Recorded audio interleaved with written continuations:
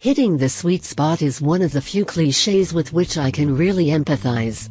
It's that special moment when you know that God is in heaven and that things have gone right, not just well, or good, but absolutely right.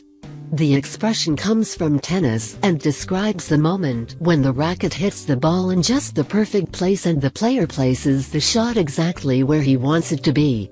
You might not agree with lobbing to the baseline or net, but, as the point is won, you do have to stand back in admiration and agree that it was done flawlessly. Triumph has hit the same sort of sweet spot in terms of making a motorcycle which is definitively perfect for its intended marketplace. As a superbike rider, you might think the Street Twin is grossly underpowered, but you would be wrong to think of it as dull. If you are a custom cruiser fan, you could say that the Bonnie is a bit of a plain Jane. Clearly it isn't a real classic bike, as witnessed by the fact that none of the test bikes broke down and there were no pools of oil under the bikes when we stopped for lunch either. However, the 2016 Triumph Street Twin is a very clever motorcycle which pulls off a rather smart trick. First, it is an authentic classic, but with all the benefits of 21st century engineering. It's also retro chic in the manner of those blokes you see on the ads who have forgotten how to shave and seem to be looking permanently into the distance, trying to find the man bag they left on the designer park bench when they were having a skinny latte with their supermodel girlfriend.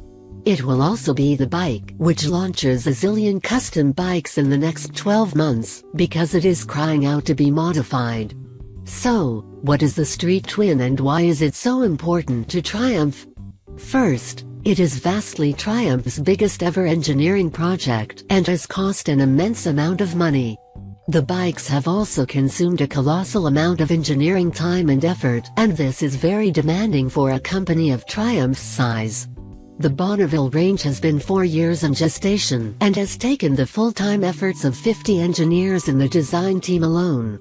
Add to this the production engineers and the staff designing the 150 accessories which go with the bike, and it becomes readily apparent that this was a motorcycle which Triumph had to get right. Being merely very good wasn't going to be an option. The Street Twin, $8,700, is the first bike in what will be the all-new Bonneville family. It is the smallest capacity machine in the 5-bike lineup. But it is wrong to think of the Street Twin as an entry-level machine, a baby Bonneville for those who can't afford the real thing. It definitely isn't.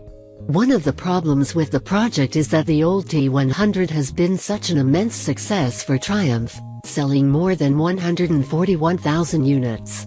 I have never much liked it, wanting something edgier from my motorcycling, but T100 owners worship the bike, as do Triumph dealers. So, the first target was twofold and challenging. The new bike has to keep existing Bonneville owners in the fold, while simultaneously giving them enough reasons to want to upgrade to the latest offering. The other problem is almost counterintuitive. The Bonneville name goes all the way back to 1958, arguably, in fact, to Mike Halewood and Dan Shorey's win in the Thruxton 500 long-distance race of June that year. On the way, it was a Bonnie which did the first 100 mph lap of the TT by a road-legal production bike and became Steve McQueen's favorite sport bike. You simply can't mention Bonneville without an avalanche of history tumbling down around you.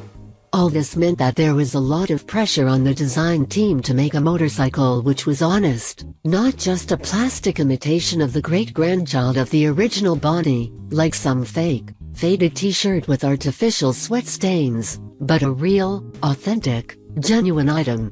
Clearly, the bike had to be a parallel twin.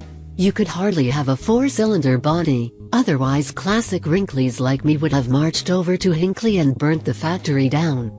Equally clearly, the engine needed to be compliant with all current and predicted emissions regulations.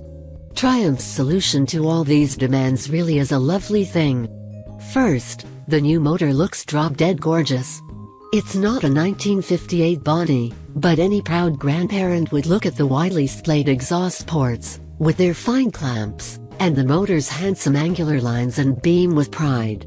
Oh yes, they would coo, "That's my lovely little lad, and doesn't he look just like his granddad?"